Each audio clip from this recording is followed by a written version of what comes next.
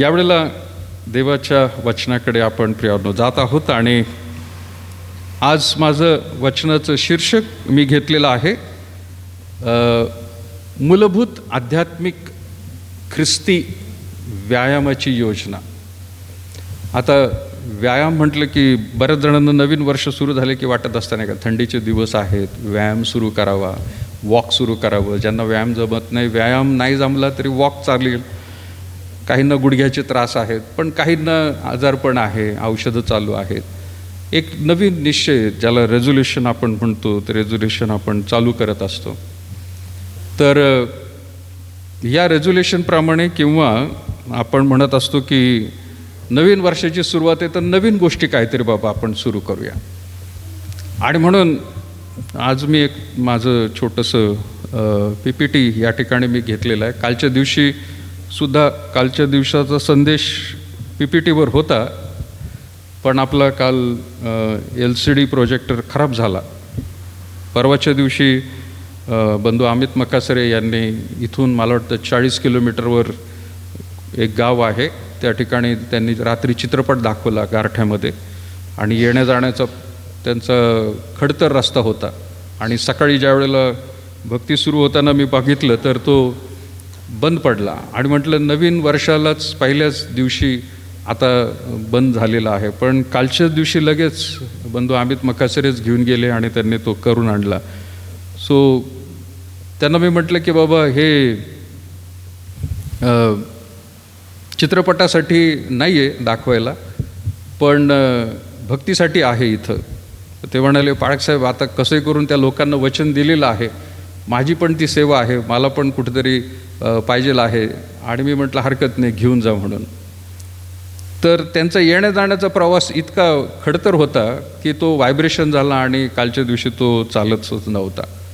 म्हटलं त्यालासुद्धा खूप दिवसानंतर वॉकला जाऊन आला, बाईकवर राईड करून आला तो, आणि त्याची तब्येत खराब झाली. बऱ्याच जणांना नवीन वर्षाला सुरू करतात काही गोष्टी, आणि मग जसं मराठीमध्ये म्हणतो आपण, नव्याचे 9 दिवस सुरुवातीला होतात आणि नंतर सगळं बंद पडत राहतं. असं आध्यात्मिक रीतीने प्रियानो होऊ नये म्हणून आपण काळजी घ्यायला पाहिजे. आज 2022 सालामधला दुसराच दिवस आहे. किती तारीख आहे आज? सुंदर तारीख आली नाही का? 2/1/2022. तर चांगला दिवस लक्षात राहण्यासारखा आहे की बाबा आपण या दिवशी एक चांगलं कार्य सुरू केलं म्हणून. आणि म्हणून जो शास्त्रभाग आज मी तोच निवडलेला आहे की सुभक्तीविषयी आपण आहोत. आपली आध्यात्मिक कसरत आपल्याला करायची आहे. आणि बाकीचे लोक जसे करत आहेत तसं नाही, परंतु आपली कसरत वेगळी आहे प्रियानो. शारीरिक कसरतीबद्दल आपण बोलत नाही आहे, पण आध्यात्मिक रीतीने कसरत आहे. कोण सांगेल का? आता जरी मी तिथं थोडेसे डंबल्स दाखवलेले आहेत की बाबा कसरत करायची आहे, पण जसे व्यायामासाठी प्रियानो वेगवेगळे अवजार लागतात, तसे आध्यात्मिक रीतीने सुद्धा आपल्याला वेगवेगळे गोष्टींचा समावेश करणं गरजेचं आहे. तर आध्यात्मिक व्यायाम काय असू शकतो? कोणी सांगू शकेल का? अंदाज आहे का कोणाला? मी काय सांगणार आहे आज, कशाबद्दल बोलणार आहे? एखादं कसरत सांगा काय आहे. मी म्हटलेलं आहे मूलभूत आहे, बेसिक त्याला म्हटलेलं आहे, मूलभूत आध्यात्मिक ख्रिस्ती व्यायाम. आणि ही योजना आहे. बरेच जण सुरुवातीला ते मला मागच्या वर्षीसुद्धा म्हणत होते की पाळकसाहेब वर्षभराचं कॅलेंडर जर मिळालं बायबल वाचायचं तर फार चांगलं होईल. आणि जोपर्यंत ब्रदर उल्हास देसाई मला देत होते तोपर्यंत मी वाटलं प्रियानो, माझ्याकडं त्यांच्याकडून परत काय आलं नाही म्हणून ते स्टॉप झालं. म्हणजे मागच्या मला वाटतं 2 वर्षामध्येच ते स्टॉप झालं. पण यावेळेला मी पाठवले, त्यांनी मला जे पाठवलं ते इलेक्ट्रॉनिक होतं आणि ते बऱ्याच जणांना मिळालेलं असेल. मी आपल्या ग्रुपवर सुद्धा पाठवलं होतं ते. काही जणांना असं वाटतं की तो प्लॅन जर मिळाला तर त्या प्लॅननुसार आम्ही शास्त्रभाग वाचायला सुरुवात करू.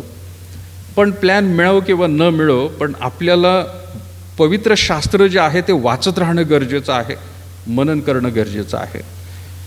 आज एखादी कसरत कोणी सांगेल का? पवित्र शास्त्र मी आता सांगून टाकलं तुम्हाला, वाचणं गरजेचं आहे. कोणी अजून सांगेल आध्यात्मिक व्यायाम काय आहे?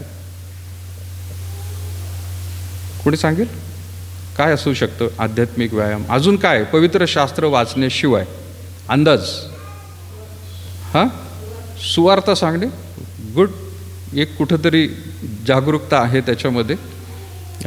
काही जणांना व्यायाम करायचं म्हटलं की मग असं वाटतं की बाबा कोणीतरी एक जोडीदार असलं तर फार बरं राहील, आणि एकटं एकटं करायला फार त्रास असतो. मग वॉकला जाताना सुद्धा काही लोक म्हणतात की नाही, कोण जोडीला असेल तर गप्पा मारत मारत जाता येतं. आणि मग जोपर्यंत जोडीदार असतो तोपर्यंत ते करत असतात, पण नंतर कोणी नाही आहे म्हटल्यावर मग ते कंटाळा करतात. आध्यात्मिक रीतीने प्रियानो आपल्याला जोडीदार देवापणे दिलेला आहे, आणि तो म्हणजे कोण आहे? पवित्र आत्मा आहे. अगदी बरोबर. पवित्र आत्मा हा जोडीला आहे. तो वाट पाहणं असतो प्रियानो, हा त्याचा आध्यात्मिक रीतीची कसरत कधी सुरू करेल म्हणून. आणि म्हणून विशेष करून प्रियानो आपण जे वचन वाचत आहोत या ठिकाणी, की सुभक्तीविषयी काय कर म्हटलेलं आहे? पौल सांगत आहे, तिमोथी तरुण होता. एका तरुणाला एक वयस्कर मनुष्य काही सांगत आहे, आणि तो काय म्हणत आहे? सुभक्तीविषयी काय कर? कसरत कर. सुभक्ती सहजासहजी येणार नाही, आणि ती सुभक्ती जर तुला करायची आहे तर तुला कसरत करणं गरजेचं आहे. पुढं तो म्हणत आहे, शारीरिक कसरत थोड्या बाबतीत उपयोगी आहे ती बाबतीत महत्त्वाची आहे. ज्यावेळेला रेव्हरंड प्रीतम कसबी इथं होते ते म्हणे, पाळसाहेब मला सुद्धा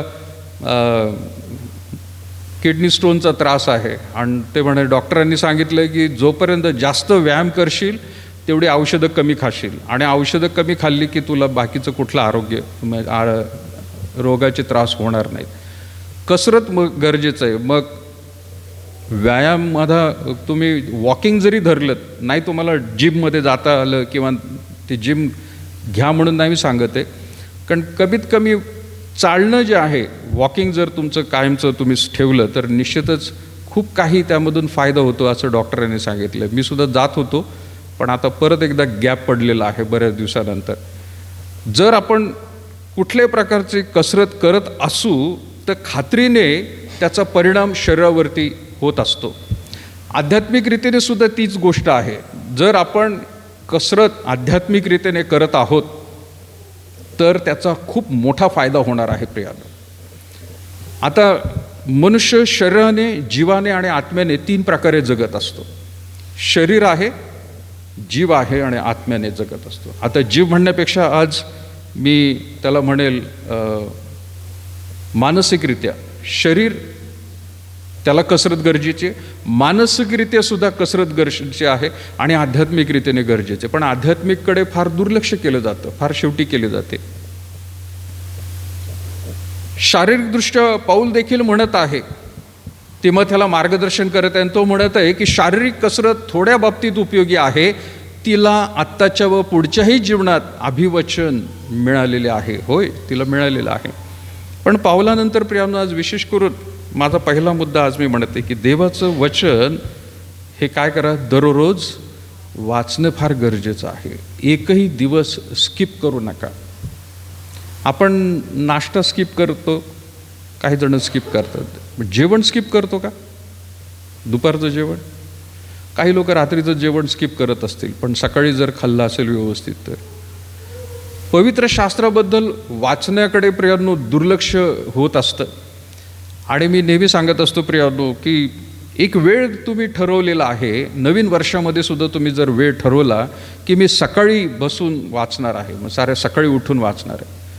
स्त्रियांना साऱ्या सकाळी कदाचित नाही जमणार, पण त्यांना कदाचित दुपारी जमत असेल, थोडासा वेळ मिळत असेल त्यावेळेला. काहींना दुपारी पण वेळ मिळत नसेल, पण संध्याकाळी मात्र मग आवर्जून, मग संध्याकाळी दिवसभरातलं काम करून थकून जातो मनुष्य, आणि मग पवित्र शास्त्र वाचायला त्या ठिकाणी मन होत नाही. खरं तर ही आपली रोजची भाकर हे पुस्तक मी तेवढ्यासाठी यावर्षी खास प्रत्येक कुटुंबासाठी मागवलं की रात्रीच्या वेळेला जी कौटुंबिक प्रार्थना होत असते त्यामध्ये तुम्ही प्रियानो हे वाचावं.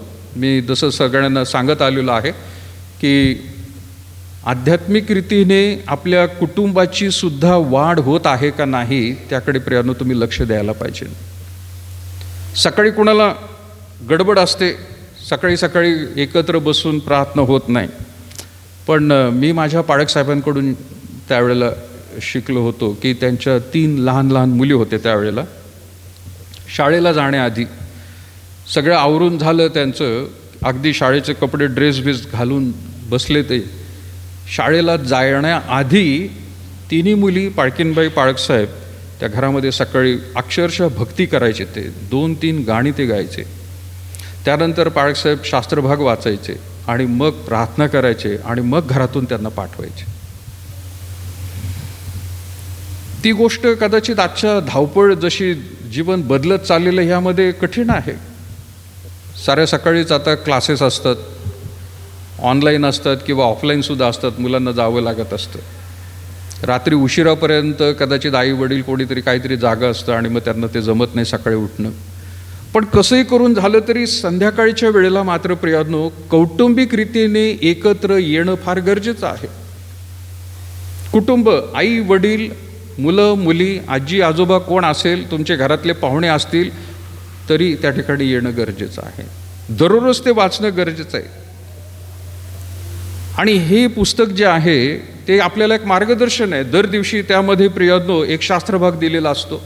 घरातल्या कोणीतरी एका व्यक्तीने तो शास्त्रभाग काढून वाचावा पवित्र शास्त्रामध्ये. त्यानंतर प्रियांनो त्यावेळेला एक त्या शास्त्रभागावरती मनन दिलेलं असतं आणि एक कुठली तरी छानशी गोष्ट दिलेली असते. मला हे पुस्तक फार आवडतं प्रियांनो. त्या गोष्टीमुळे तुम्ही कोणतं देवाचं वचन वाचलेलं आहे आणि त्यामधून कोणता आध्यात्मिक धडा तुम्हाला मिळालेला आहे हे तुम्हाला प्रियांनो आठवत राहतं. ती गोष्ट, ते वचन कदाचित रेफरन्सेस लक्षात राहणार नाही, पवित्र शास्त्राची वचनंसुद्धा एकदम लक्षात राहणार नाही, पण ती गोष्ट जर आठवली तर तुम्हाला लगेच रिलेट करता येतं, समजतं तुम्हाला की अरे या भागामध्ये ह्या गोष्टीमुळे हे शास्त्रभाग आम्ही वाचला होता, स्मरणामध्ये राहतं. आणि प्रियांनो ही जर कसरत तुम्ही आत्तापासून घरातली जर लहान मुलं मुली असतील त्यांनासुद्धा सवय लावली, मोठी जरी झाली असतील तरी हरकत नाही, त्यांना ही सवय लावा प्रियांनो की साऱ्या सकाळी उठून कुठंतरी ते देवाच्या वचनाला ते सुद्धा वैयक्तिक वाचतील.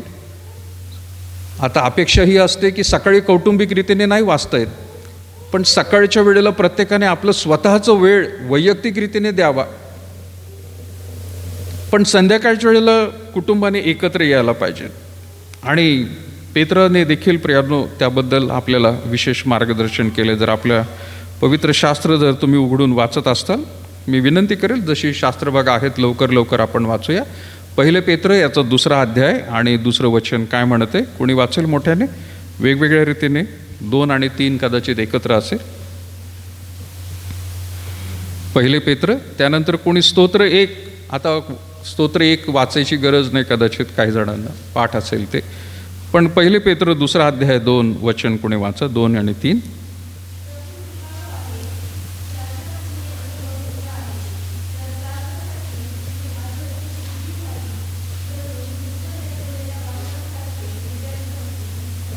येस, देवाचं वचन किती सुंदर आहे. काय म्हणत आहे देवाचं वचन? आता हे कसं आहे ते देवाचं वचन?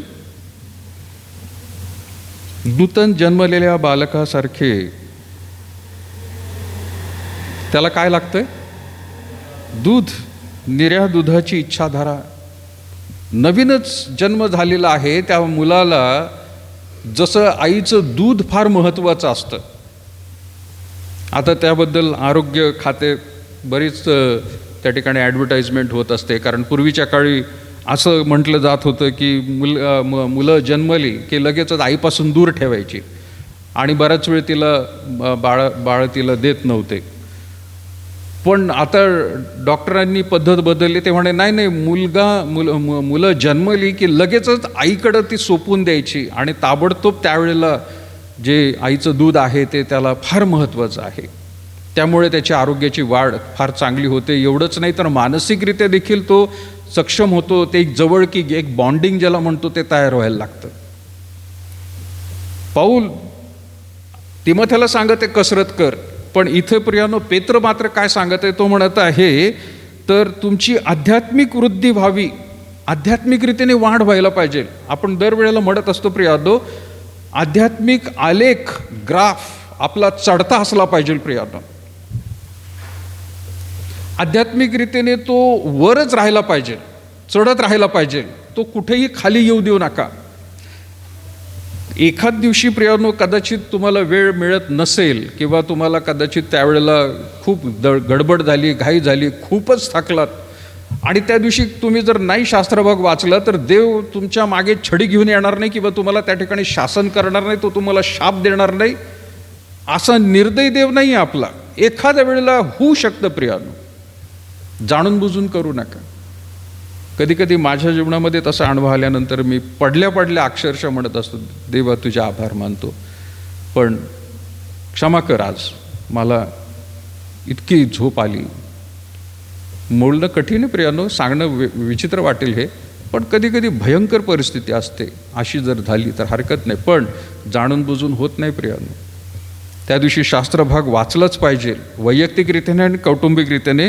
त्याप्रमाणे जसं तो बालक आहे तो म्हणत आहे की तुमची आध्यात्मिक वृद्धी व्हावी म्हणून नूतन जन्मलेल्या बालकासारखे वचनरूपी निर्या दुधाची इच्छा धरा. रोज देव बोलतो काहीतरी. सकाळी उठल्या सर्व स्त्रियांना ज्या आई आहेत त्यांच्या डोक्यामध्ये सारखं चालू असतं नाही का, की काय करावं. आज सकाळचा नाश्ता झालेला, कदाचित तो रात्रीच ठरलेला असतो, दुपारी काय करायचं, संध्याकाळी काय करायचं. आणि लॉकडाऊनमध्ये ह्याचं प्रमाण जरा जास्तच वाढलं असेल आहे का ते. येता जाता मुलं मुली, घरात माणसं, पुरुष, काय बनवलं आहे बाबा, काय खायचं आहे, खाण्यावरती जास्त जोर आणि सगळ्या स्त्रियांना जास्त लोड आलेला आहे या दिवसात. इच्छा धरत असतो आपण, हे खावं ते खावं. कालच्या दिवशी पण सगळ्यांचे दात चांगले मजबूत झाले असतील आहे का नाही, नवीन वर्षासाठी. माझे पण झाले. इच्छा धरत असतो आणि त्याप्रमाणे आपण योजना करत असतो की होय, जर अमुक ही डिश करून खायची आहे, आपल्याला वाढदिवस आहे किंवा प्रसंग आहे किंवा काही असू द्या, नॉर्मल दिवस असला तरी योजना करत असतो आपण की जर हा डिश बनवायचा आहे किंवा अमुक आपल्याला बिर्याणी बनवायची आहे तर साहित्य लागणारच आहे. आणि त्याची जमवाजम जशी आपण करायला लागतो त्याच रीतीने वचनाची देखील प्रियांनो तुम्ही अपेक्षा धरायला पाहिजे की माझ्यासाठी आज देव काहीतरी वेगळं रेसिपी त्याने ठेवलेली आहे, माझ्या समोर तो वाढणार आहे. ते काय आहे मला चाखून घ्यायचं आहे. आपण आता नूतन जन्मलेल्या बालकासारखे नाही, आपण प्रौढ झालेलो आहोत. वर्षानुवर्ष प्रियानो आपल्याला देवाचं वचन चांगलं माहीत आहे. आणि म्हणून तो म्हणत आहे त्या ठिकाणी की वचनरूपी बालकासारखे व्हा. स्तोत्र काढूया आपण लवकर. काही गोष्टी आज आपल्याला वाचावं लागतील कारण मी खूप जास्त वचनं त्यामध्ये काढलेली आहेत.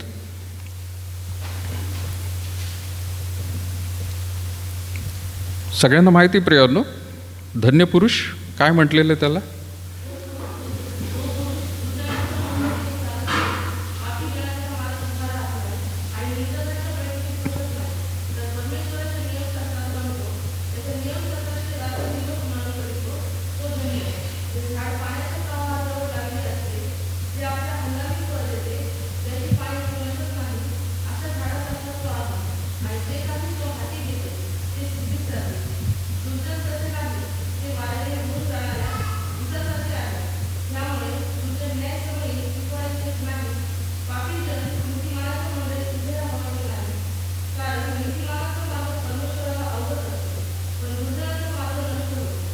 आमेन.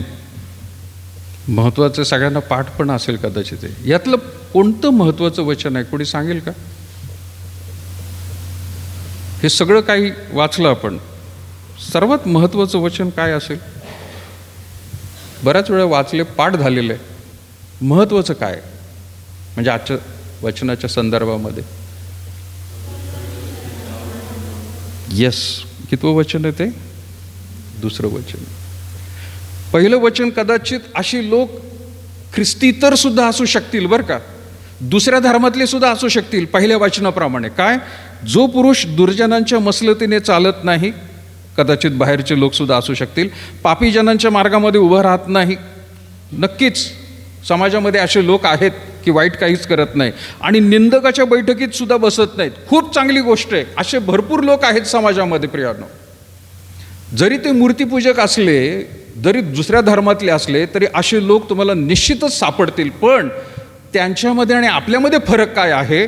फरक तो आहे की ते दुसऱ्या वचनापासून फरक जाणवायला लागतो. तो दुसरा काय आहे, परमेश्वराच्या नियमशास्त्रात रमतो तो. ते रमणं गरजेचं आहे प्रियांनो. आणि परमेश्वराच्या नियमशास्त्रामध्ये. आज एका व्यक्तीला मी सकाळी सांगितलं, मला फोन त्याने केला, पाळकसाहेब आज काय जमणार नाही. अरे म्हटलं, वर्षाचा पहिला रविवार, प्रभुभोजनाचा दिवस, की आपण जिथं प्रभुभोजन काय प्रसाद नाही आहे की ते खाल्ल्यानंतर काहीतरी दैवी आपल्या जीवनामध्ये येणार आहे, पण ती एक सहभागिता आहे देवाबरोबर. आज ती मिस होणार म्हटल्यावर कसं आहे. पण पाळकसाहेब काय करणार, कालच्या दिवशी मी स्किप केलं. कालचा पहिलाच दिवस वर्षाचा मी दिला. म्हटलं मग आता काय शेवटचं देणार का, म्हणजे पॅचअप झालं सगळं. 1 जानेवारी आणि 31 डिसेंबर झालं, ब्रॅकेट तयार, मध्ये गायब झाला तो. असं व्हायला पाहिजे नाही. देवाच्या उपस्थितीमध्ये रमला पाहिजे ना, अनुभव तो घ्यायला पाहिजे. वचन वाचून त्यामध्ये प्रियानो वेगवेगळ्या रीतीने देवाचा आत्मा आपल्याशी बोलत असतो. ते कुठं गेलं सगळं. जीजस फिल्म मी काल पाहत होतो परत एकदा संध्याकाळच्या वेळेला. एक नवीन नाही, ती जुनीच आहे, पण योहानकृत शुभवर्तमान. आत्तापर्यंत जीजस फिल्म लूककृत शुभवर्तमानावरती जास्त दाखवण्यात येतात, पण योहानकृत शुभवर्तमानावरती जी जीजस फिल्म आहे, चित्रपट आहे, हिंदीमध्ये आहे, तो पाहत असताना इतकं त्याच्यातले वाक्य म्हणजे बायबलमधलेच, पवित्र शास्त्रामधले, योहानावरतीच ते सगळे काही अवलंबून आहे. पण ज्यावेळेला ते ड्रॅमटाईज होतं, म्हणजे त्याची प्रियानो समोर आपल्या दृश्य दिसलं जातं अगदी, त्याप्रमाणे जर ते पाहिलं तर खरंच इतकं सुंदर ते वाटतं की माझ्या त्या काही वचनं येशू ख्रिस्ताच्या मुखातली जी आहेत, तो बोलत असताना, ॲक्टर बोलत असताना देखील माझ्या डोळ्यात पाणी येत होतं प्रिया. कारण ते वेगळ्याच रीतीने त्या ठिकाणी आता जाणवायला लागतं. आपण वाचून वेगळं थोडंसं समजतं, पण ज्यावेळेला ते वातावरण दाखवतात कसं त्या ठिकाणी घडलं असेल, काय झालं असेल, मग तो वधस्तंभावरचं सीन असो किंवा मेलेला लाजर जो आहे त्याला उठवण्याचं सीन असो, वेगळ्याच रीतीने प्रियानं पाहायला मिळतं. देवाचा आत्मा त्यावेळेला कार्य करतो. तो कार्य, ते चित्रपट फक्त पापी लोकांनाच किंवा दुसऱ्या ख्रिस्तीतर लोकांना सुवार्ता दाखवल्यानंतर त्यांच्याच जीवनामध्ये बदल व्हायला पाहिजे असं गरजेचं नाही. आपण देखील वर्षानुवर्ष, माझ्यासारखा सेवक देखील, त्याच्याशी सुद्धा देव त्या वचनावरती किती वेळा संदेश दिला असेल, पण त्या वचनामधून देवाचा आत्मा आपल्याशी बोलत असतो प्रियानो. आणि तो कधी कुठल्या वचनाद्वारे आपल्याशी बोलेल सांगता येत नाही. कधी कधी उपदेश देता देता सुद्धा माझ्याद्वारे प्रियानो, माझ्याद्वारे जरी तुम्ही संदेश ऐकत असाल, पण ते वचन कधी कधी मला देखील स्पर्श करत असतं. आणि म्हणून ही गोष्ट फार महत्त्वाची आहे. दुसरं वचन आपण पाहत आहोत की स्तोत्र 1 मध्ये, परमेश्वराच्या नियमशास्त्रात रमतो, त्याच्या नियमशास्त्राचे रात्रंदिवस मनन करतो, तो धन्य. He is a blessed one. He is the blessed one. तो आशीर्वादित आहे, तो धन्य आहे. धन्य म्हणताना शब्द कसा येईल? हात वर केले जातील, आहे का नाही? धन्य मनुष्य बाबा तो, जो व्यक्ती देवाच्या वचनामध्ये प्रियानो रमून जातो, स्वतः मनन करतोय. तो उपदेशासाठी मनन करणं माझ्याकडून होत असेल प्रियानो, पण पाळक म्हणून प्रियानो मला स्वतः माझ्या आध्यात्मिक उन्नती व्हावी म्हणून मला सुद्धा मनन करत बसणं, उपदेशाची तयारीसाठी बायबल वाचणं वेगळं आहे, आणि माझ्या आध्यात्मिक उन्नतीसाठी प्रियानो माझं पवित्र शास्त्र वाचन वेगळं असतं, आणि ते ठेवायलाच लागतं प्रियानो. नाहीतर देवाचा आत्मा प्रियानो माझ्याशी बोलणार नाही, आणि मी तुम्हाला जर काही सांगत असतील तर तुमच्याशी देखील तो बोलू शकत नाही, कारण माझ्याशी तो बोलला नाही. आणि म्हणून हे फार महत्त्वाचं आहे दुसरं वचन. पुढे आपण जाऊया प्रियानो त्या वचनामध्ये. 19 स्तोत्र 19 7 ते पुढे प्रियानो आपण वाचूया. स्तोत्रसंहिता 19 काढूया आपण.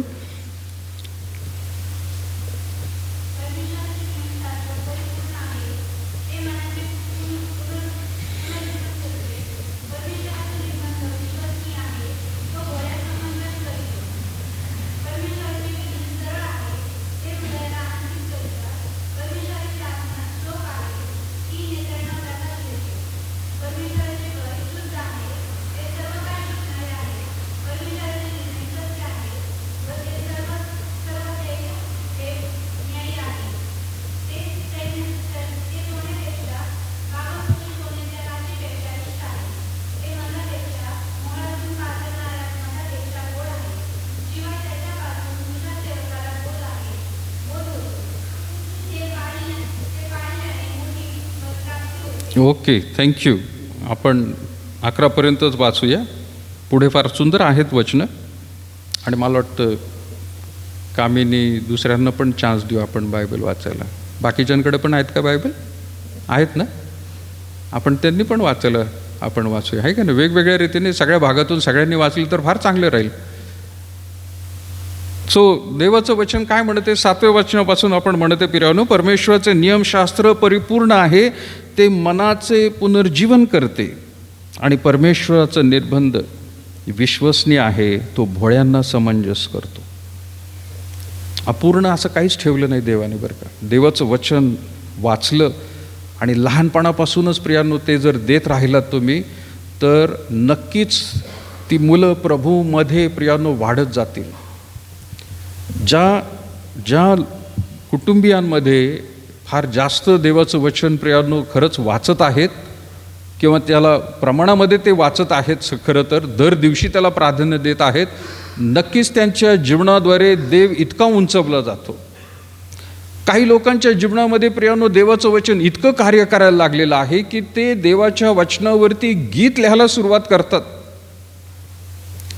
आज ख्रिस्ती गीतांमध्ये तो गोडवा राहिलेला नाही, कारण काहीतरी कुठंतरी यमकच जुळवत जातात, पण अर्थ त्याच्यामधून चांगलं मिळत नाही प्रियानो. पण जे खरंच देवाच्या वचनाला नियमित रीतीने वाचत राहतील ते कविता तयार करतील प्रियानो. बऱ्याच वेळेला असं वाटत असतं की एखादा मुलगा एखादी मुलगी प्रेमात पडले तर त्यांचं प्रेम व्यक्त करण्यासाठी ते कविता त्या ठिकाणी लिहित असतात. पण तो जो प्रसंग आहे प्रियानो, ज्या प्रकारे ते खरंच एकमेकाच्या प्रेमामध्ये पडतात, त्यामुळे प्रियानो त्यांना सुचतं, ते शब्द येतात आणि ते लिहून काढतात प्रियानो. आपण त्या ख्रिस्ताच्या प्रेमात पडलेलो आहे का प्रियानो?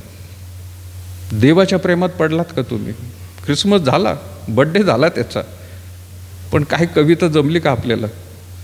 सगळ्यांनाच जमेल असं नाही प्रियानो, पण तितकं प्रेमामध्ये गडून जात असताल तर प्रियानो फार चांगली गोष्ट आहे. नसताल तर कुठंतरी आपण उथळ रीतीने देवाचं वचन वाचत आहोत, त्याचा अर्थ कुठंतरी आपण समजून घेत नाही, असं पण आहे. आणि म्हणून वचन हे प्रियानो फार महत्त्वाचं आहे. तो म्हणत आहे, परमेश्वराचे नियमशास्त्र परिपूर्ण आहे, ते मनाचे पुनर्जीवन करते. आणि परमेश्वराचे निर्बंध विश्वसनीय आहे, तो भोळ्यांना समंजस करतो. भोळे पण त्यांना देव सुचवतो चांगल्या चांगल्या गोष्टी. भोळेत म्हणतो आपण, पण त्या भोळ्यांना सुद्धा अशी काही बुद्धी देव देतो की बाकीचे चाट पडतील. 8वं वचन म्हणते, परमेश्वराचे विधी सरळ आहेत, ते हृदयाला आनंदित करतात. परमेश्वराची आज्ञा चोख आहे, ते नेत्रांना प्रकाश देतात. परमेश्वराचे भय शुद्ध आहे, ते सर्व काळ टिकणारे आहे. आणि परमेश्वराचे निर्णय सत्य आहेत, सर्वथैव न्याय आहे. आपण काय प्रियानो देवाचं वचन कशा रीतीने वाचत आहोत? आणि म्हणून हा पहिला मुद्दा माझा मी आज म्हणत आहे की देवाचं वचन हे दररोज प्रियानो वाचलं पाहिजे. आणि त्यासाठी प्रियानो एक मार्गदर्शक पुस्तिका सुद्धा आहे. या पवित्र शास्त्र ह्या पुस्तकामध्ये दर दिवशी प्रियानो तुम्ही बायबल एका वर्षामध्ये कसं पूर्ण करू शकता त्याचं प्लॅन खालच्या पानावरती प्रियानो त्यांनी दिलेला आहे. वर्षभरामध्ये बायबल तुम्ही वाचू शकता. पण मी हे म्हणत नाही की वर्षभरामध्येच ते वाचून संपून टाका. काही वेळेला काही शास्त्र भाग फार मोठे मोठे असतात, पण ते अर्थपूर्ण प्रियानो आपण वाचत आहोत का? नुसतं वाचून कादंबरी वाचल्यासारखं एखाद्या गोष्टीच्या पुस्तकासारखं ते वाचायचं नाही आहे, पण त्यातले अर्थ आपल्याला जर समजत असतील आणि माझ्याशी देव काय बोलला हे जर तुम्ही प्रियानो डायरीमध्ये पण लिहून ठेवत असताल तर फार उन्नती चांगली होणार आहे. आणि म्हणून या गोष्टीकडे प्रियानो लक्ष द्या की देवाचं वचन हे दररोज आपल्याला वाचणं गरजेचं आहे. आणि देव वेगवेगळ्या रीतीने आपल्याशी बोलत राहतो प्रियानो त्याच्या आत्म्याच्याद्वारे. जसं कसरत करण्यासाठी एखादा पार्टनर असं वाटतं की बाबा पार्टनर असावा, कोच असावा. सगळ्यात मोठा पार्टनर आणि कोच देवाचा आत्माच आहे प्रियानो, पवित्र आत्मा आहे. तो आपल्याला सांगत असतो, सगळ्यांना तो दिलेला आहे. तो पाळकालाच दिलेला असं नाही, तो कुठल्या तरी ब्रदर आणि सिस्टरलाच दिलेला असं नाही. ज्या ज्या लोकांना वाटत आहे. आणि लक्षात घ्या, तुम्ही आता आज कदाचित वाघमारे अंकल नाही आहेत, बाहेर गेले ते. वाघमारे अंकल सुवार्ता सांगतात. सुवार्ता त्याला चांगली सांगितल्यानंतर ते मगच त्या मनुष्याला नवीन करार देतात. माझ्याकडून आठवड्याला 10 नवीन करार ते घेऊन जातात. नवीन करार ते म्हणतात मी त्या मनुष्याला देतो आणि त्याला खास करून सांगत असतो की बाबा कुठं काय लिहिलेलं आहे आणि तुला काय वाचायचं यातलं, एकदम सगळं वाचायला सुरुवात करू नको. ते त्याला मार्गदर्शन करतात आणि त्यांना रिस्पॉन्स असा मिळतो की ते म्हणतात की तो मनुष्य खरंच मला येऊन सांगतो आणि विचारतो की हे मी पहिल्यांदाच वाचलो. आणि काही वेळेला ते म्हणतात की नाही आम्हाला हे समजलं नाही, हे काय बरं सांगा जरा तुम्ही. आणि कधी कधी वाघमारे अंकल मला फोन करून सांगतात, बाळासाहेब मला पण नाही सांगतायत पण तुम्ही थोडंसं सांगितलं तर बरं होईल मला, या शब्दाचा अर्थ काय होतो किंवा असं काय लिहिलेलं आहे. एखाद्या हिंदू व्यक्तीला देवाचं वचन ज्या वेळेला जातं प्रियांनो, तो देवाचा आत्मा तिथं सुद्धा कार्य करतो. मग विचार करा तुम्ही आणि मी, तर आपण प्रियांनो त्याचे निवडलेले लोक आहोत, तो आपल्याशी का नाही बोलणार. तुमच्या जीवनासाठी तुम्हाला जे मार्गदर्शन हवं आहे, तुमची आध्यात्मिक वृद्धी व्हावी म्हणून प्रियांनो तो वैयक्तिक प्रत्येकाला मार्गदर्शन करणारा आहे. तो जनरल करत नाही प्रियांनो, तो जनरल करत नाही. आजचा संदेश एकच सगळ्याच कुटुंबियांना. आज आपल्याकडे देवाच्या दयेने 30-35 काही जे कुटुंब आहेत सगळ्यांना एकच संदेश असतो असं नाही. हा रविवारच्या दिवशी असतो, पण वचन मात्र ज्या वेळेला तुम्ही काढून वाचता प्रियानो, त्यावेळेला तो तुमच्या अंतःकरणाला जे महत्त्वाचं आहे, जे तुमचे निर्णय आहेत, ज्या योजना आहेत त्यामध्ये प्रियानो तो हस्तक्षेप करतो आणि तुम्हाला तो सांगत असतो. तुम्हाला कसं वागायचं आहे, तुम्हाला कसं राहायचं आहे, तुम्हाला कोणते निर्णय घ्यायचे, तुम्हाला काय करायचं आहे याच्याबद्दल तो मार्गदर्शन करत राहतो. आणि हे लहान मुलांना आत्तापासूनच तर त्यांना सवय लावली तर प्रियांनो ते एक वेळ अशी येईल की ते खरंच मोठे पण होतील, मोठे अधिकारी म्हणून सुद्धा होतील, पदाधिकारी होतील. आणि प्रियांनो त्यांचं मार्गदर्शन प्रियांनो देवाचं वचन हेच त्यावेळेला राहणार आहे, चमकले जातील ते. आणि म्हणून आत्ताच आपण देखील प्रियांनो रोज वचन वाचणं गरजेचं आहे. पुढचा मुद्दा आहे खास करून आध्यात्मिक कसरत. ही महत्त्वाची आणि त्याला म्हटलेलं आहे प्रार्थनेला अधिक वेळ द्या. अधिक नुसतं प्रार्थनेला वेळ द्या म्हटलेलं नाही, कारण तशी दिवसभरातून 3 प्रार्थना कदाचित तुमच्या होतच असतील, आहे का नाही.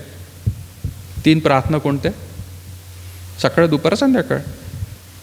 कधी? हादडताना, आहे का नाही, ती होतेच असते, आहे का नाही.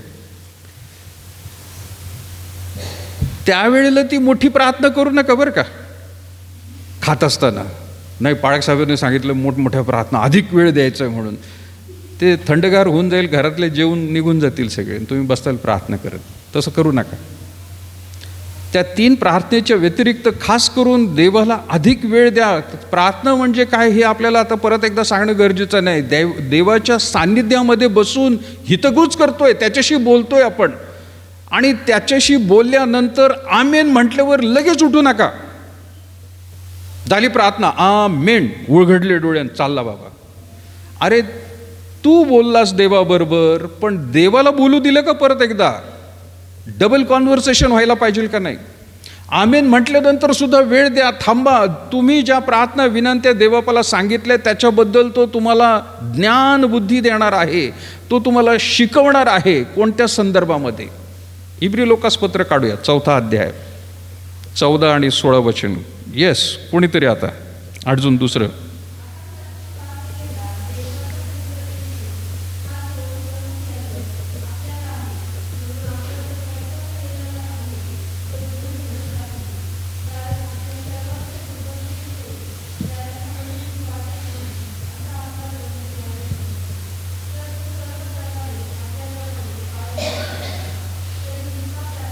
Yes, thank you.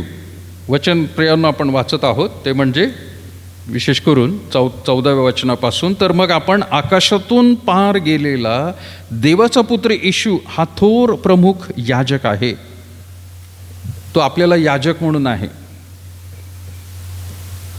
मी जो आहे तो या लहानशा मंडळीचा याजक आहे, पाळक आहे. पण आपल्या सर्वांच्या वतीने ख्रिस्ती लोक भूतलावरती जेवढे आहेत त्या सगळ्यांचा याजक, मध्यस्थी, विनंती मांडणारा येशू ख्रिस्त सगळ्यात महत्त्वाचा आहे. आणि तो स्वर्गामध्ये गेलेला आहे आणि देवाजवळ विनंत्या सादर करत आहे. प्रियांनो, काय विनंत्या? तुमच्यासाठी आणि माझ्यासाठी. विचार करा थोडासा. तो मध्यस्थीचं काम करत आहे. मग आपण त्याच्याच बरोबर जर बोललो नाही किंवा आपण प्रार्थना अगदी तोटकच केलेली आहे, तर कसं काय प्रियांनो आपल्या जीवनामध्ये आशीर्वाद किंवा यश किंवा आरोग्य आपल्याला कसं मिळू शकेल? संरक्षण कसं मिळू शकेल? काही जणांना मी नेहमी सांगत असतो, आता यावर्षी आपण कॅलेंडर नाही वाटली, म्हणजे थोडंसं पुढं मागं झालं, पण त्या कॅलेंडरवरचं वचन वाचलं म्हणजे लोकांना वाटतं बायबल वाचलं मी, झालं, आजचं तेवढंच वचन होतं माझ्यासाठी. आणि जेवढं ते वचन असतं तेवढेच प्रियांनो ते प्रार्थनासुद्धा करत असतात, अगदी तेवढीच छोटीशी प्रार्थना. कदाचित एखाद्या वेळेला आपण ॲप्लिकेशन पाठवत असतो, तिथं अगदी थोडक्यात लिहावं लागत असतं की बाबा अमुक अमुक कुठल्या अधिकाऱ्याला तुम्ही लिहित आहात, तर त्या अधिकाऱ्याला काय सांगायचं तेवढंच लिहायचं. पण ज्या वेळेला 10वीचा पेपर असतो, 12वीचा पेपर असतो, कॉलेजचे पेपर असतात, तिथं थोडक्यात लिहून चालेल का? तिथं तुम्हाला मांडावं लागतं ते सगळं, तुम्हाला पटवून सांगायला लागतं त्यात गोष्टी. तिथं थोडक्यात उत्तरं होत नाहीत. प्रार्थनासुद्धा तशीच आहे प्रियांनो. काही वेळेला थोडकी प्रार्थना असते, जसं आपण चर्चमध्ये करत असतो, थोडा वेळ. पण मी ज्या वेळेला म्हणत आहे तुम्ही प्रार्थनेसाठी बसता, त्यावेळेला वैयक्तिक रीतीने देवाबरोबर बोला, मित्राबरोबर, मैत्रिणीबरोबर, नातेवाईकांबरोबर, भावाबरोबर, बहिणीबरोबर, फोनवरती ज्याप्रमाणे प्रियांनो आपण बोलत असतो, अर्धा तास, एक तास, दीड तास, 2 तास फोन चालत असतात. मग तिथं जे आपण संभाषण करत असतो, तिथं जी उत्कंठ असते, तिथं जे आपल्याला बोलायचं असतं आणि सांगायचं असतं, अगदी त्याच प्रकारे देवाला सुद्धा अपेक्षा आहे, येशू ख्रिस्ताला देखील अपेक्षा आहे की मी त्या ठिकाणी बसावं. हा माझा मुलगा, ही माझी मुलगी कधी बसेल? वर्षाची सुरुवात आहे प्रियांनो, आध्यात्मिक तंदुरुस्ती, आरोग्य चांगलं आपलं राहावं, यासाठी हे सगळ्यात महत्त्वाचं देखील कार्य आहे. कदाचित पवित्र शास्त्र एखादा दिवसभर वाचेल, पण त्याच्या किती लक्षात राहील सांगता येत नाही. पण हे मात्र देवाच्या सान्निध्यामध्ये बसून त्यावेळेला बोलणं हे फार गरजेचं आहे. याजक म्हणून प्रियांनो आपल्यासाठी तो मध्यस्थी करत आहे. आपण येशूकडे प्रार्थना करत आहोत. बरं, हॅलो, सगळ्यांना माहिती आहे ना आपण शेवटी काय म्हणतो? आमेन म्हणतो. पण त्याच्या आधी कोणाच्या नावामध्ये? येशूच्या नावात मागत आहे. कुणाला सादर करतोय? स्वर्गीय पित्याला आपण सादर करतो. ज्या देवाने सृष्टीची निर्मिती केली त्या देवाला आपण ॲप्लिकेशन, प्रार्थना, विनंती देत आहोत. पण येशू ख्रिस्ताच्या नावामध्ये थ्रू हिम, त्याच्याकडून आपण प्रियांनो विनंती सादर करत आहोत. त्याच्याबरोबर बोलत राहणं गरजेचं आहे. आणि म्हणून तिथं म्हटलेलं आहे प्रियांनो 14 वचन, तर आकाशातून पार गेलेला देवाचा पुत्र येशू हा थोर प्रमुख याजक आपल्याला आहे. म्हणून आपण जो पत्कर केलेला आहे तो दृढ धरून राहू. आज केली, उद्या नाही केली, परवा केली, असं करू नका प्रियांनो. दर दिवशी त्याच्याबरोबर बोलत राहणं गरजेचं आहे. तो दृढ धरून राहू. कारण 15 वचनमध्ये, कारण आपल्या सर्वांच्या दुर्बलतेविषयी ज्याला सहानुभूती वाटत नाही असा आपला प्रमुख याजक नाही. म्हणजे पूर्वी मंदिरामध्ये किंवा निवास मंडपामध्ये जे याजक होते ते कुठल्याही प्रकारे त्यांना काही वाटत नव्हतं प्रियांनो. त्या याजकांना त्यांना करायला सांगितलंय म्हणून ते करत होते.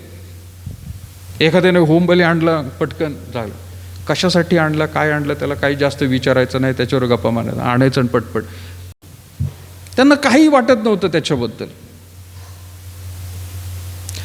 तसा येशू ख्रिस्त नाहीये हे इब्रीचा लेखक सांगत आहे. तसा येशू ख्रिस्त नाही. तो जाणतो आपली दुर्बलता काय आहे आणि त्या प्रकारे प्रियानो तो आपल्याशी बोलतो. आणि विशेष करून परमेश्वर पित्याकडे देखील प्रियानो रदबदली तो करत असतो. करायचं म्हणून करत नाही प्रियानो. मी तसे आता त्यांनाच दोष देत नाही, आपल्याकडे सुद्धा काही पाळक आहेत प्रियानो. म्हणजे मी ज्या संस्थेमध्ये पूर्वी होतो मुंबईला, तर त्या संस्थेमध्ये सेवा सुरू केली त्यावेळेला त्यांनी मला पास्टर म्हणून म्हटलं, पण प्रभुभजनाचा अधिकार नाही बरं का तुम्हाला. म्हटलं ठीक आहे, मग कोण देणार प्रभुभजन? तर दुसरा एक तमिळ पास्टर होता, मी हिंदी चर्चचा पास्टर आणि ते तमिळ चर्चचे पास्टर. मग ते तमिळ चर्चचे पास्टर यायचे आणि फक्त प्रभुभोजन द्यायला संदेश मी हिंदीमध्येच देणार आणि ते बसून राहणार तिथं, नाही तर त्यांच्या घरामध्ये ते बसलेले असणार. आणि ज्यावेळेला प्रभुभोजनाची वेळ येईल ना त्यावेळेला ते यायचे आणि बसायचे. आणि कशावर संदेश दिला, कोणतं गाणं गायलं, काही त्या पाळक साहेबांना काहीच हे नव्हतं. आणि त्यांना प्रभुभोजन द्यायला लावलं ना की लिटरली ते समोर गुडघे टेकून असायचे ना, पत्ते वाटतो का काय बाबा हा, अशी भाकर ते देत होते. पत्ते दिल्यासारखं हातातच द्यायचे, त्याला सुद्धा देऊन टाकायचे. आणि मंडळीतले लोक अपसेट व्हायचे एकदम, पाळसाहेब हे आम्हाला बिलकुल पटत नाही. म्हटलं आता त्या मनुष्याला हिंदी येतं पण तो तिकडे बसलेला असतो, त्याचं चर्च झालेलं असतं आणि मग तो तिकडे बसलेला असतो. आपण काय गातो किंवा आपण किती गांभीर्याने घेतलं काहीच त्याला हे नाही आहे त्याचं. आपल्याकडे सुद्धा असे काही सेवक आहेत की करायचं म्हणून करायचं, ते असं नको व्हायला. ही बाब लक्षात घेणं फार गरजेचं आहे. आपण ख्रिस्ती आहोत, बायबल वाचायचं म्हणून वाचायचंय, प्रार्थना करायची म्हणून करायची, असं नकोय. रुटीन होऊन जातं त्याला. कालच्या दिवशी कोडगा शब्द म्हटले नाही का, आध्यात्मिक कोडगे होऊन जातो आपण, काही फरक पडत नाही. चलताय चलने दो वैसे.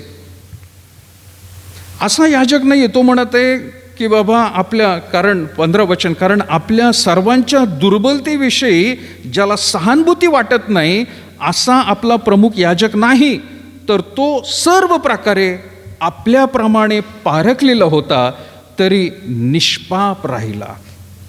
त्याला जाणीव आहे दुःख काय आहे, त्याला दुःख काय आहे जाणीव आहे. प्रियजन गेल्यानंतर सुद्धा किती वेदना होतात त्याला जाणीव आहे प्रियांनो, त्याला माहीत आहे. आणि म्हणून त्याने लाजरसाला उठवलं. मार्था आणि मरिया तिथं रडत बसल्या होत्या. आणि बायबलमधलं सगळ्यात छोटं वचन काय, येशू रडला. येशू हसला नाही लिहिलेलं कुठंच, पण येशू हसलं लिहिलंय का? येशू रडला. वेदना, हसण्यामध्ये सगळे कदाचित भाग घेतेलो, पण दुःखामध्ये, रडण्यामध्ये आपल्यामध्ये कोणीतरी येशू हा आहे हे मानवाला समजावं आणि म्हणून आपलं दुःख समजून घेणारा, आपल्याला सांत्वन देणारा, हा असा प्रमुख याजक आहे प्रियांनो. आणि त्या याजकाबरोबर रोज बोलणं प्रियांनो इतकं रुटीन व्हायला पाहिजे आपल्याला, किंवा त्याच्याशिवाय गप्पा मारल्याशिवाय बोलल्याशिवाय होतच नाही असं व्हायला पाहिजे प्रियांनो. काही जणांचं असतं नाही का, मुलगा मुलगी प्रेमात आहेत, होणंच नाही झाला. नवरा बायको दूर आहेत, होणंच नाही झाला. अरे काहीतरी झालं बाबा, करमतच नाही, बोललंच पाहिजे. अगदी तशा प्रकारे प्रियांनो ती प्रार्थना व्हायला पाहिजे. तर आपण म्हणू होय माझा आणि देवाबरोबर संबंध खूप चांगला आहे. आणि खात्रीने लक्षात घ्या, अशाच लोकांसाठी प्रभुभोजनाचा विधी खरं तर असतो की ज्यांना खात्री आहे माझा आणि देवाचा संबंध खूप चांगला आहे, सहभागिता आहे, मी विश्वासाने पुढे जात आहे आणि सेवन करत आहे. मी परत एकदा सांगतो, दरवेळेला प्रियांनो आजपर्यंत एकही प्रभुभोजन मी असं दिलेलं नाही एवढ्या वर्षांमध्ये की तो प्रसाद म्हणून नाही आहे की खाल्ल्यानंतर आपण पवित्र होतो. तो खाण्याची पात्रता आपल्यामध्ये आहे का हे प्रत्येकाने आत्मपरीक्षण करूनच मग त्यामध्ये भाग घ्यावा आणि मगच तो आशीर्वादित होणार आहे. आपण लॉकडाऊनमध्ये नाही केलं प्रियांनो तसं काही, पण ह्या सहभागितेमध्ये येऊन आपण करत असतो. आणि म्हणून लक्षात घ्या, विशेष करून त्या प्रमुख याजकाबरोबर आपण बोललं पाहिजे.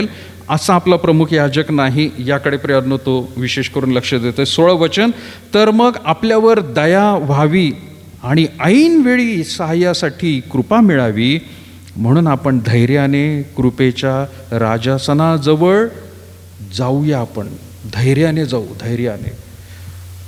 आता हा धैर्याने का जावं म्हणत आहे? याजक अतिपवित्र स्थानामध्ये वर्षातून एकदाच येत होता आणि तो सुद्धा त्याला भय वाटायचं, कारण अतिपवित्र देव त्या ठिकाणी उपस्थित व्हायचा. आणि याजकाला म्हणून प्रियांनो आतमध्ये येत असताना तो घाबरायचा, कदाचित माझ्याकडून नकळत काहीतरी पाप घडलेला असेल आणि जर त्याने एंट्री आतमध्ये मारली पडद्याच्या आतमध्ये, तो ताबडतोब तिथंच मरण पावेल. म्हणून भीतभीत तो आतमध्ये जायचा, घाबरायचा. तो कधी कधी याजक आतमध्ये मरून पडायचा, लोकांना माहीत नसायचं काय झालं म्हणून, पण त्याला काढणार कोण? कारण जो कोणी परत एक जाईल तो सुद्धा आतमध्ये मरून जाईल. आणि म्हणून त्यांच्या पायाला घुंगरं बांधली जायची, त्यांच्या कमरेला दोरी बांधली जायची. न जाणो हा आत जाईल आणि कदाचित मरण पावला तर त्याला बाहेर कोण आणणार? मग ती दोरी त्याच्या कमरेला बांधलेली असताना त्या दोरीने हळूहळू ते ओढून बघायच्या आधी देवाच्या सान्निध्यात हा जिवंत आहे का मेलेला आहे. आणि तो जर देवाच्या सान्निध्यामध्ये बसला असेल तर त्याच्या दोरीला कमरेला तो झटका बसायचा, आणि मग तो सुद्धा जर जिवंत आहे तर तो सुद्धा दोरी ओढायचा, आणि मग त्यांना समजायचं हा आहे बाबा. आणि जर तो दोरी ओढत नाहीये तर मग लोक ते हळूहळू दोरी ओढायचे. आणि तेव्हापासून पाळकाच्या कमरेला, म्हणजे झगा घालणाऱ्या पाळकांना ती दोरी असते आणि ती एवढीशीच असते. आता काय उपयोग आहे त्याचा मला आजही कळत नाही, ते कशासाठी ते घालतात. हां, ड्रेस म्हणून तो घालतात, कशासाठी घालतात हा मला समजतच नाही ते. कारण आता प्रत्येकजण याजक झालेला आहे, पाळक झालेला आहे, प्रत्येकजण विश्वासणारे सुद्धा. तर म्हणून तो त्या अतिपवित्र स्थानामध्ये जात असताना त्याला भय वाटायचं. आणि इब्रीचं लेखक ते म्हणत आहे, त्या पार्श्वभूमीमधून प्रियानो त्याच लोकांना तो म्हणत आहे की जे यहुदी धर्मानुसार चालले होते आणि त्यांना ख्रिस्त कळाला, ते देवाकडे वळाले, आणि नंतर कालांतराने सताव सुरू झाला, छळ सुरू झाला, आणि लोक म्हणायला लागले कोणाच्या नादी तुम्ही लागलात? यहुदी लोक, दुसरे यहुदी लोक म्हणायला लागले, अरे कोणाच्या नादी लागलात? ते येशूच्या, त्याला वधस्तंभावर मारलं तो. असे यहुदी लोक दुसऱ्या परिवर्तन झालेले यहुदी लोकांना बोलायला लागले, आणि मग ते यहुदी लोकांचा विश्वास डगमगायला लागला, ते मागे सरकायला लागले. त्या परिस्थितीमध्ये इब्रीचा लेखक तशा प्रकारच्या यहुदी लोकांना म्हणत आहे. तर मग आपला, म्हणून तो खरं तर 14व्या वचनामध्ये म्हणत आहे, आकाशातून पार गेलेला देवाचा पुत्र येशू हा थोर प्रमुख याजक आहे. यहुदी लोकांना याजक महत्त्वाचा होता, यहुदी लोकांना देवाच्या विषयी गोष्टी महत्त्वाच्या होत्या. आणि हा लेखक त्यांना सांगत आहे, अरे त्याने आपल्यासाठी मार्ग तयार केलेला आहे, तुम्ही घाबरू नका. जसं अतिपवित्र स्थानामध्ये जात असताना याजक घाबरायचा, आपण घाबरू नये, धैर्याने आपण समोर जाऊ आता राजासनाजवळ, कारण येशू आपल्या पुढे गेलेला आहे, त्याने मार्ग तयार केलेला आहे. त्या येशूकडे प्रियानो ती प्रार्थना करत राहणं कर. ही आध्यात्मिक रीतीची प्रियानो फार महत्त्वाची एक्झरसाइज आहे. यातली प्रियानो शेवटची ही 2 वचनं वाचू आणि त्यानंतर आपण थांबूया. माझं पुढचे मुद्दे आहेत, 5 आहेत, पण देवाची इच्छा असेल तर पुढच्या वेळेला आपण घेऊ. फिलिप्पियरास पत्र कोणी वाचेल? यस.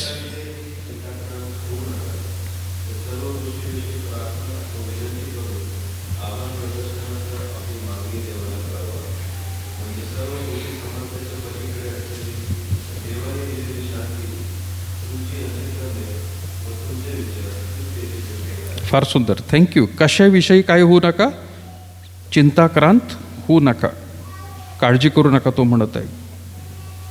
तर सर्व गोष्टींविषयी काय करा, प्रार्थना व विनंती करून कोणाला सादर करा, आभार प्रदर्शनासह आपली मागणी माणसाला कळवा, पाळकाला कळवा, व्हॉट्सॲप करा, दुनियाभर ग्रुपमध्ये पाठवा. असं सांगितलं आहे का?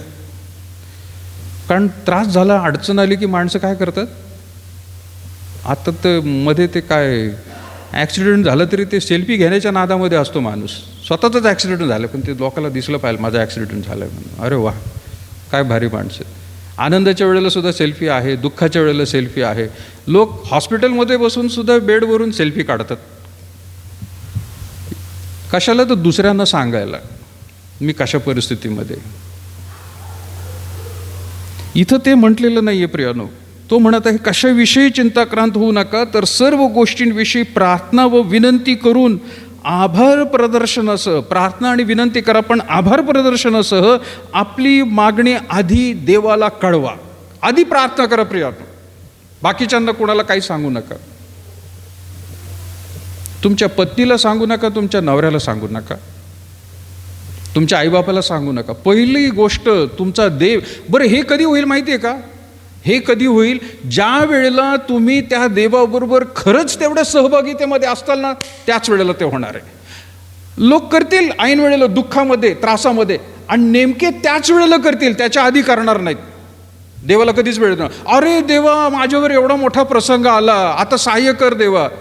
आणि मग ह्याच्या आधी काय केलंस बाबा तू? आणि त्यांचीच विनंती देव ऐकणार आहे खरं तर, बरं का, लक्षात घ्या. अशाच लोकांची विनंती ऐकणार आहे की जे त्याच्या सान्निध्यामध्ये आधीच त्याच्याबरोबर हितगुज करत, सहभागिता करत होते. ऐन वेळेला कोणी जर त्या ठिकाणी आलं तर प्रियानो, आपल्याला सुद्धा वाईट वाटतं, आहे का नाही? कधी कधी मला सुद्धा एकदम फोन येतात, पाळसाहेब प्रार्थना आहे घरी बरं का, कधी एक थोडं तासभराने या ना. अरे मी काय मोकळा बसलोय का इथं असंच? कधी या म्हणून सांगायचं. बरं तुमची प्रार्थना होती तर तुम्ही नियोजन का नाही केलं? आपल्याला अडचण होते ऐन वेळेला कोण आला, एखादा व्यक्ती पाहुणा आला तरी आपण सुद्धा जरा गडबडून जात असतो. देवाला नाही होणार तसं काय, पण देव पाहत असतो की याचं जीवन खरंच कसं आहे, हा मला किती वेळ देतो, माझं वचन किती वाचतो. त्यावेळेला प्रियानो कदाचित देव अशाही परिस्थितीमध्ये, कदाचित त्याने ऐकली, देवाकडे प्रार्थना कधी विनंती मांडली नसेल, ऐन वेळेला सुद्धा तो कदाचित ऐकू शकेल बरं का, पण त्यानंतर अपेक्षा करेल देव आता मी मदत केली याला, पण कदाचित इथून पुढं तरी तो चालू राहील, माझ्या सान्निध्यामध्ये राहील, माझं वचन त्याला समजलेलं आहे, तो कळायला सुरुवात करेल. असं पण होऊ शकतं प्रियानो.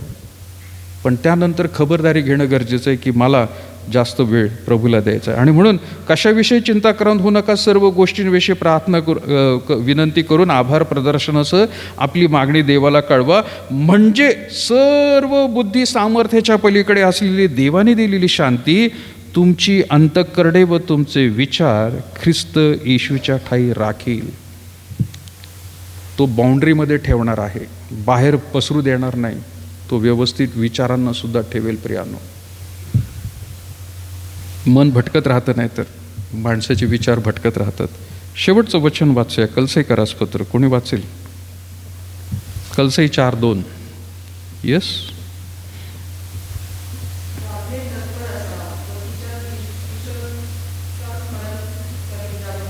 येस, प्रार्थनेत कसे राहा? तत्पर असा. आणि तिच्यात काय करा? लक्षात घ्या, प्रार्थना म्हणजे, प्रार्थनेत तत्पर राहा म्हणजे वेळ तो द्या. प्रार्थनेत तत्पर राहा म्हणजे जो वेळ, मी मगाशी जसं म्हटलं की साऱ्या सकाळी जर तुम्ही तुमच्या स्वतःला वैयक्तिक देवाला वेळ देत आहात तर संध्याकाळी कुटुंबाबरोबर देवाला वेळ द्या. पण तो ह्या दोन गोष्टी होणं गरजेचं आहे. विनंत्या सांगण्यामध्येच तत्पर असू नका. तिथं म्हटलेले प्रार्थनेत तत्पर असा व तिच्यात उपकार स्तुती करत कसे राहा? जागृत राहा. उपकार स्तुती देवा, तुमच्याकडे नाही उपकार स्तुती द्यायला. तुम्ही म्हणताल काहीच केलं नाही माझ्या देवाने माझ्या जीवनामध्ये, मागील दिवसांमध्ये, मागील वर्षामध्ये.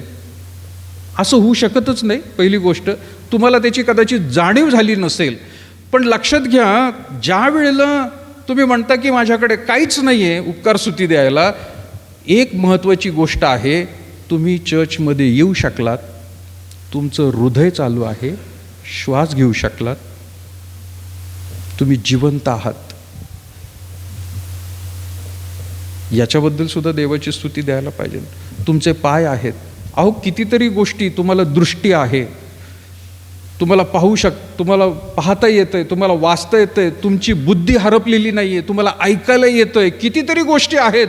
जर असं वाटत असेल की नाही आहे माझ्या जीवनामध्ये देवाने काय केलं, अरे पण स्वतः तू उभा आहेस, त्याच्याबद्दल तू देवाचे आभार मान. मग असं तर मुळात होऊ शकणार नाही की देवाने काहीच कार्य केलं नाही, असं होऊ शकत नाही प्रियानो. आणि म्हणून प्रार्थनेमध्ये ज्या वेळेला आपण जातो, आपला क्रम प्रार्थनेचा नेहमी लक्षात ठेवा. उपकार स्तुती, पापांची क्षमा आणि मग मागणी.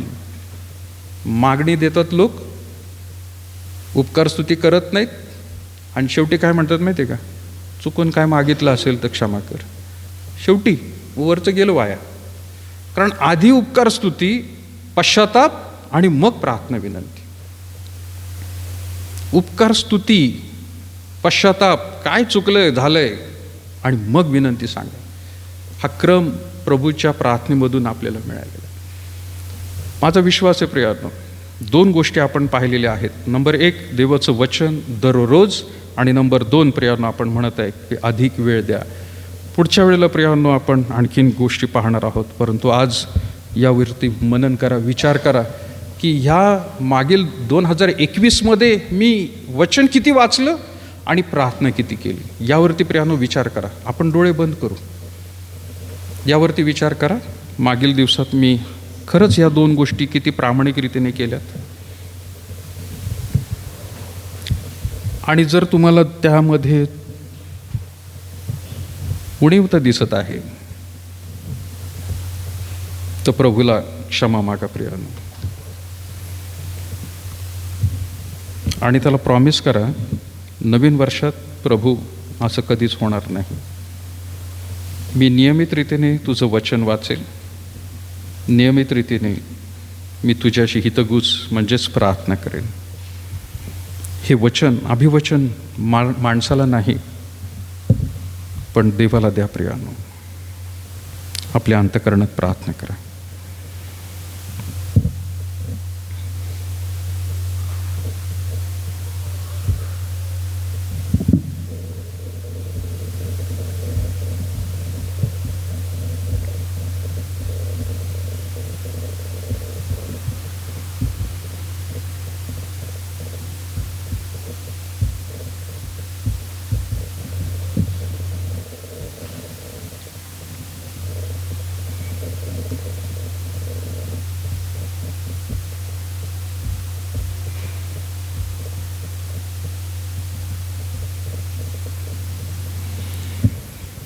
थोर अनुग्रहकारी प्रभू, आम्ही पुन्हा एकदा तुझ्या पवित्र हातामध्ये येत आहोत.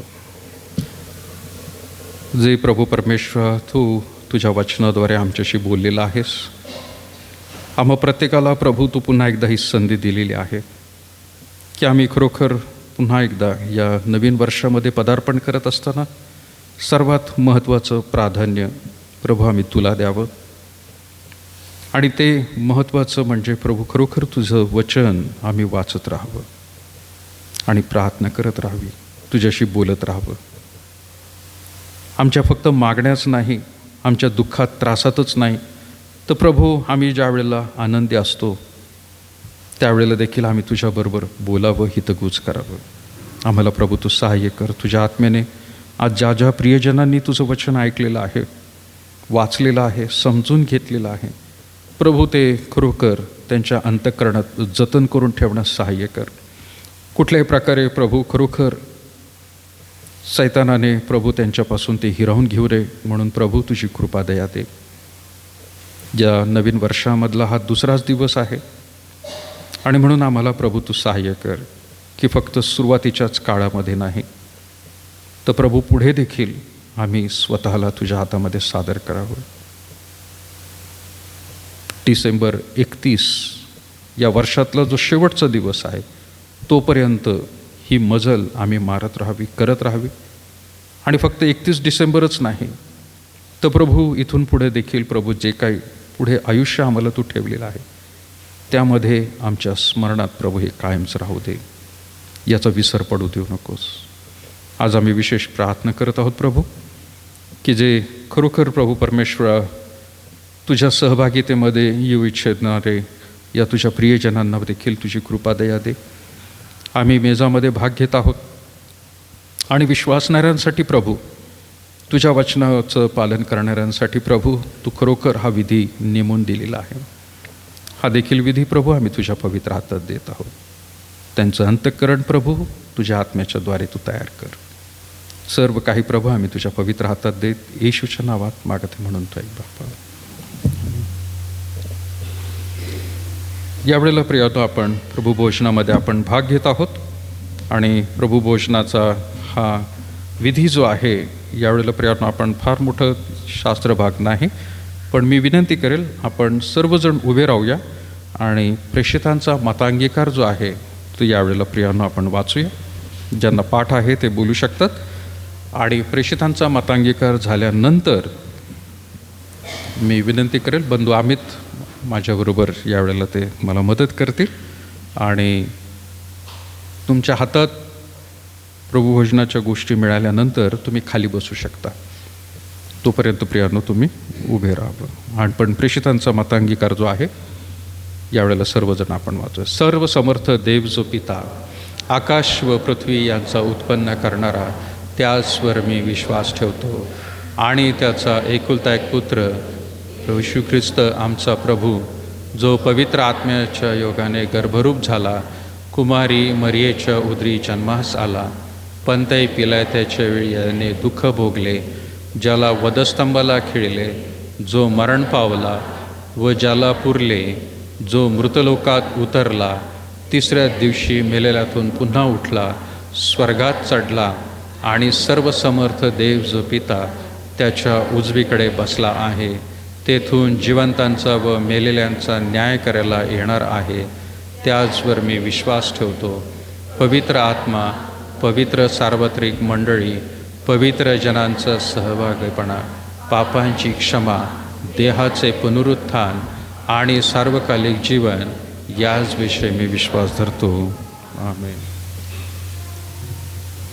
राजांच्या राजा, प्रभूंच्या प्रभू, आम्ही पुन्हा एकदा विशेष तुझे आभार मानत आहोत या सुंदरशा सहभागितेसाठी. होय प्रभू, तू आमच्यामध्ये उपस्थित आहेस आणि ज्याप्रमाणे प्रभू तू तुझ्या शिष्यांना प्रभू तू आज्ञा लावून दिली, आज आम्ही देखील प्रभू परमेश्वर तुझ्या वचनाचं पालन आम्ही करत आहोत.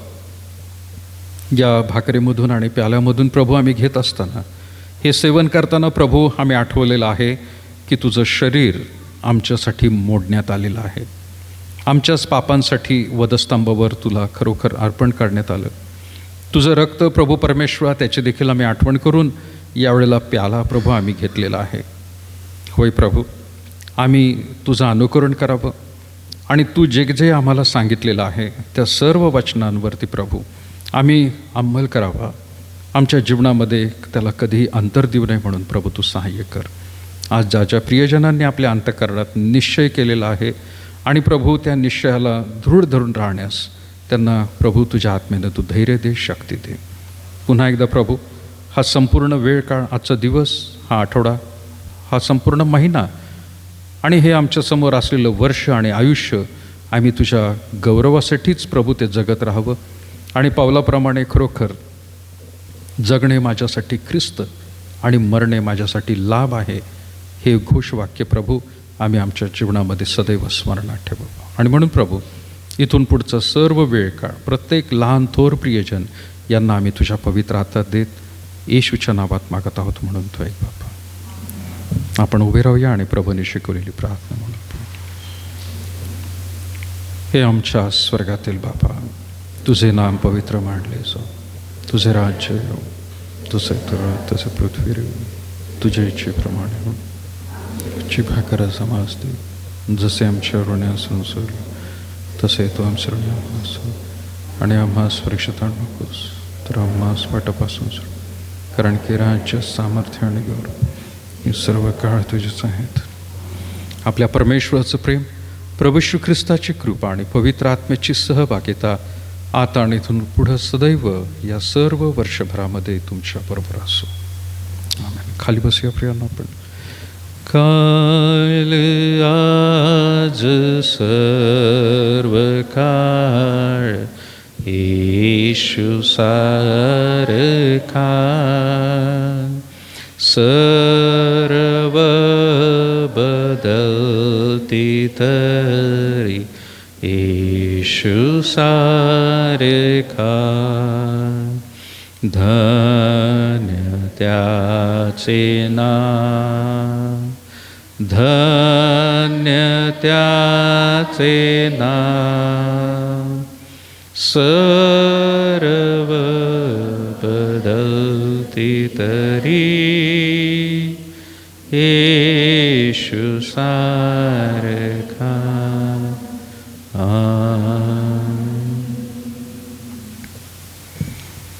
थँक्यू. देवाची स्तुती असो. ज्यांना कोणाला भाकर हवी आहे अजून घेतलेली नाही, प्रार्थ्यांशी कॉन्टॅक्ट करा. प्रियानो, 150 रुपये किंमत आहे. परत एकदा विनंती आहे, शुभमला तुझ्याकडची जबाबदारी. काल चहा कदाचित काही जणांना मिळाला नाही, ॲडजस्टमेंट चुकलं होतं. शुभम प्लीज सगळ्यांना चहा देईल. फक्त शुभम बटन दाबेल, बाकीच्यांनी दाबू नका. एकच जण तिथं स्पर्श करेल. ओके.